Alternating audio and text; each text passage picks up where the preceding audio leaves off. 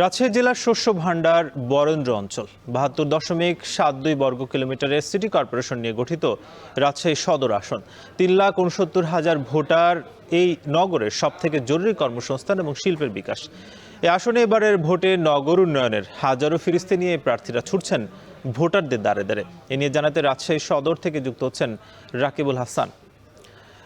রাকিব, জানতে চাই যে এই আসনের ভোটারদের চাওয়া পাওয়া এবং প্রার্থীরা কি ধরনের আশ্বাস দিচ্ছেন, জানাবেন।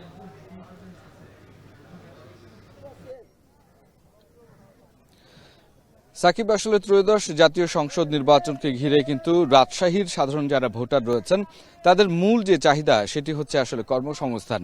কেননা জানেন, শিক্ষানগরী রাজশাহীতে প্রায় ৯০,০০০-এর বেশি শিক্ষার্থী প্রতিনিয়ত পড়াশোনা করেন এবং এরপরও আরও কিছু ২০ থেকে ৩০,০০০ শিক্ষার্থী যারা বিভিন্ন ধরনের প্রশিক্ষণমূলক কর্মকাণ্ডে এটার সাথে যুক্ত এবং এখানে থেকে সেই প্রশিক্ষণ নেন। তো এই ক্ষেত্রে আসলে দীর্ঘদিন থেকে আসলে রাজশাহীর যে উন্নয়ন তাতে আসলে চকচকে ঝকঝকে রাজশাহী হয়েছে, কিন্তু এই এলাকার মানুষের যে কর্মসংস্থান সেটির জন্য আসলে খুব একটা বেশি অগ্রগতি হয়নি। এবং একই সাথে রাজশাহীর মানুষের বেশ কিছু দাবি দীর্ঘদিন থেকে রয়েছে, যার মধ্যে আসলে আব্দুলপুর থেকে রাজশাহী পর্যন্ত ডাবল লেন লাইন এবং একই সাথে এই অঞ্চলে একটি কৃষিভিত্তিক ইপিজেডের দাবি করে আসছে সাধারণ মানুষরা। যুগের পর যুগ কাটলেও কিন্তু সেগুলো এখনো পর্যন্ত আসলে বাস্তবায়নের মুখ দেখেনি। এর আগে ১২টি নির্বাচন হয়েছে, তাতে ইস্তেহারের ফিরিস্তি ছিল অনেক, কিন্তু সেটির বাস্তবায়ন খুব একটা বেশি হয়নি।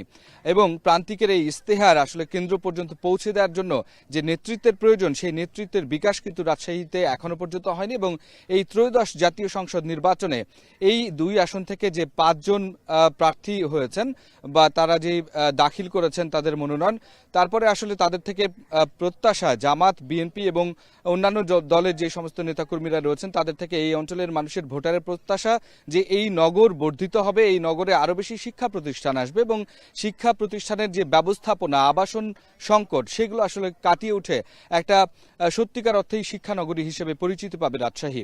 এবং আরও একটি জিনিস আপনাকে বলে রাখি যে ৩,৬৯,০০০ যে ভোটার, তার থেকেও কিন্তু আসলে যারা আসলে এখানে আছেন এই নগরবাসী, তারা যেটি প্রত্যাশা করেন যে আসলে এই নগর খুব পরিচ্ছন্ন এবং সুন্দরভাবেই সামনের দিকে থাকবে।